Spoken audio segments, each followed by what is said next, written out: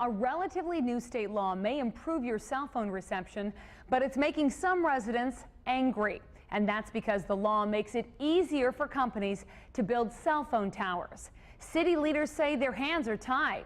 Fox 11 Investigates' Robert Hornacek has more on this little-known change in state law that's having a big impact. This spring, St. Joseph Parish in Green Bay announced plans by AT&T to build a cell phone tower inside a steeple.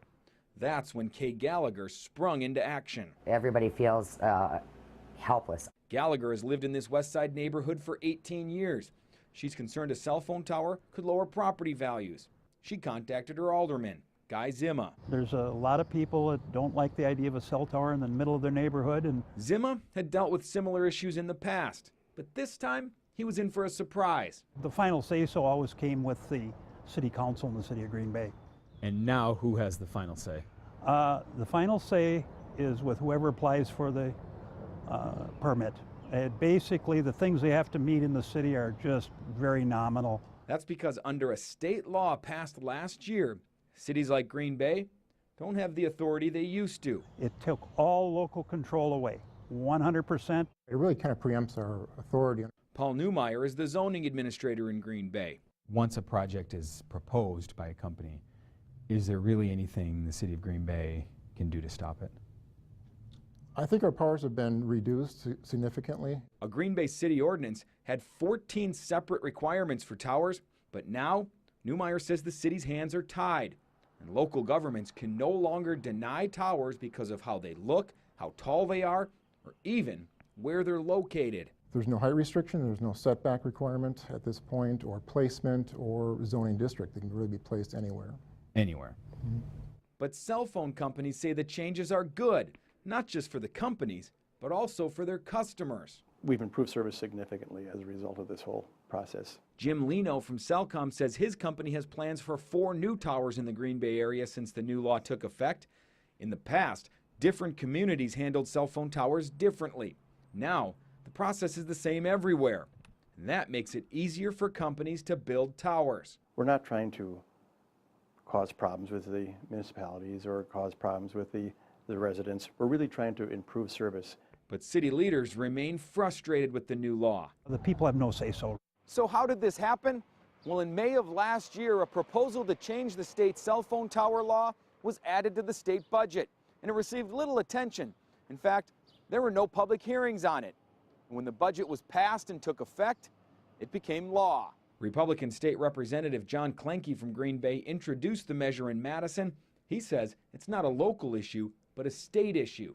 You don't do yourself any good by building infrastructure in one county because the internet needs to be ubiquitous. It needs to be everywhere. It needs to be very significant coverage. So you can't have a patchwork quilt, no different than if you had a highway that would begin in Brown County, but it stopped in Kewaunee County. Klenke says the measure was put into the budget because it was the fastest way to get it done. Plus, he says he didn't hear much opposition to it. Now, he knows there are some people who don't like the law. What do you say to critics of this law? Follow the balance between local control and state or even federal intervention. I know that some of the critics weren't happy, but if you want the coverage, you can't then, and you want to hold the telephone companies responsible for providing it, you can't then hold them hostage and not let them put the cell towers in the places they need. I look at it as a windfall, again, to the consumers and to the businesses. Jeff Rosnowski is the president of the Wisconsin Wireless Association. He insists that local governments still have the ability to regulate towers by requiring companies to put their equipment on existing structures. He admits the law does put limits on what municipalities can and cannot regulate. They have a lot less control than they used to, I guess, is the There are less things that they can deny a tower on. There's no argument about that, but they still provide the ultimate control over approving or disapproving a tower. The view is much different from Gallagher's perspective. Nobody has any say anymore. She's not happy with the law or the way it was changed with little to no debate. When's it going to stop? How many laws are slid under the table there and the average citizen doesn't even know about it? For Fox 11 Investigates, I'm Robert Hornacek. Now, we also tried to speak with a representative for AT&T for this story, but a spokesperson said no one would be available for an on-camera interview. But in an email, the company says the site at St. Joseph's Church will help AT&T bring customers in the area the best possible wireless experience.